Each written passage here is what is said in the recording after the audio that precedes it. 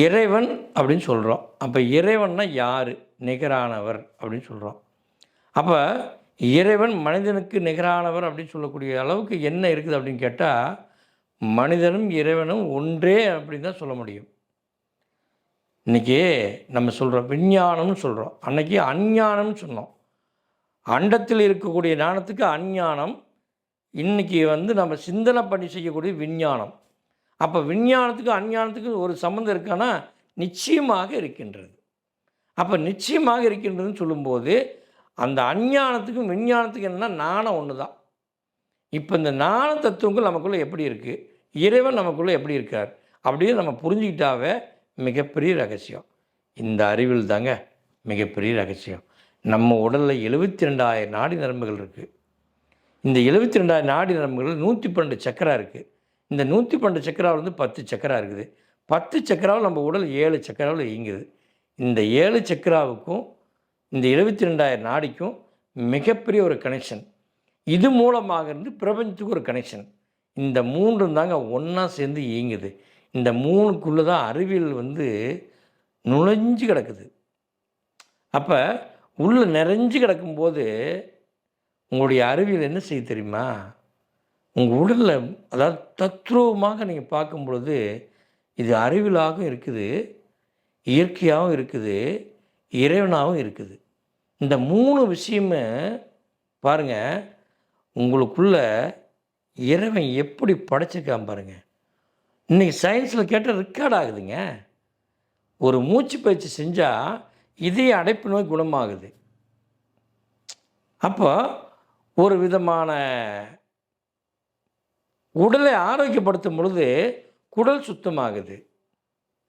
அப்போ கல்லீரல் சுத்தமாகுது, மண்ணீரல் சுத்தமாகுது, கிட்னி பலமாகுது, கேன்சர் நோய் வராமல் தடுக்குது. அப்போ இதுக்கெல்லாம் என்ன? பிராணக்காற்று. அப்போ இந்த பிராணக்காற்று இந்த உடலுக்கு தேவையானது, முக்கியமானது. அப்போ இந்த பிராணக்காற்று இருந்தால், உடல் நிறைஞ்சிருந்தால் உடல் கம்பல்சரி ஆரோக்கியமாக இருக்கும். அப்போ ஆரோக்கியமாக இருக்கும்போது தான் நம்ம எல்லாமே செய்ய முடியும். அப்போ நீங்கள் ஒரு ஆக்சிடென்ட் ஆகிருன்னு வச்சுங்களேன். இப்போ நீங்கள் ஆக்சிடென்ட் ஆனோடனே என்ன ஆகும்? உங்களை தூக்கிட்டு போவாங்க. தூக்கிட்டு போய் என்ன செய்வாங்க? முதல்ல ஆக்சிஜன் பொறுத்துவாங்க. இந்த ஆக்சிஜன் பேரே பிராணக்காற்றுன்னு பேர்.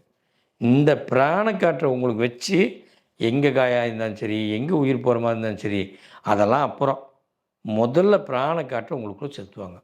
ஏன்?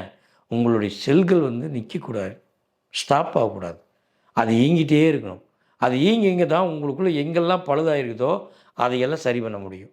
அப்போ இறைவன் கொடுத்த இந்த பிராணக்காற்று தான் நம்ம உயிரை வாழ வைக்குன்னு சொல்ல முடியும், இந்த உடலையும் வாழ வைக்குதுன்னு சொல்ல முடியும். அப்போ இது ரெண்டும் சேர்ந்து ஒன்றா இணையும் போது தான் இந்த உடலை ஆரோக்கியப்படுத்த முடியும். அப்போ அந்த ரகசியத்தை அன்னைக்கு சொன்னாங்க சர்வசாதாரணமாக. இன்றைக்கி என்ன சொல்கிறோம்? ஆக்சிஜனை வச்சு காப்பாற்றுன்னு சொல்கிறோம். அப்போ இந்த ரெண்டுக்கும் வித்தியாசம் என்ன? அது அஞ்ஞானம், இது விஞ்ஞானம். அப்போ ஒரு உடலில் ஒரு குழந்தை உருவாகிறத கூட அக்காலத்திலேயே இப்படி தான் குழந்தை இருக்குது அப்படின்னு நாம் இன்றைய விஞ்ஞானத்தில் ஸ்கேன் பண்ணி பார்க்குறத அன்னைக்கு கல்வெட்டிலே அடித்து வச்சு போயிட்டாங்க. பிரசவம் எப்படி பண்ணுறோம் அப்படிங்கிறத கூட மிக நுணுக்கமாக செஞ்சுட்டு போய்க்கிறாங்க. அப்போ விஞ்ஞானத்துக்கும் அஞ்ஞானத்துக்கும் ஒன்றும் சம்மந்தமே இல்லை, மிகப்பெரிய ரகசியம் இருக்குது. அந்த ரகசியத்தை நீங்கள் புரிஞ்சுட்டு செய்யும்போது மிகப்பெரிய மாற்றத்தை அடைய முடியும், நீங்கள் சந்தோஷத்தை அடைய முடியும். உங்கள் வாழ்க்கையில் முன்னேற்றத்தில் குறையே சொல்ல முடியாது, அப்படி உங்கள் வாழ்க்கையை அடையலாம். இது ஒரு மாயாஜலம் கிடையாது, இது ஒரு வித்தை கிடையாது. நல்லா ஒன்று புரிஞ்சுக்குங்க.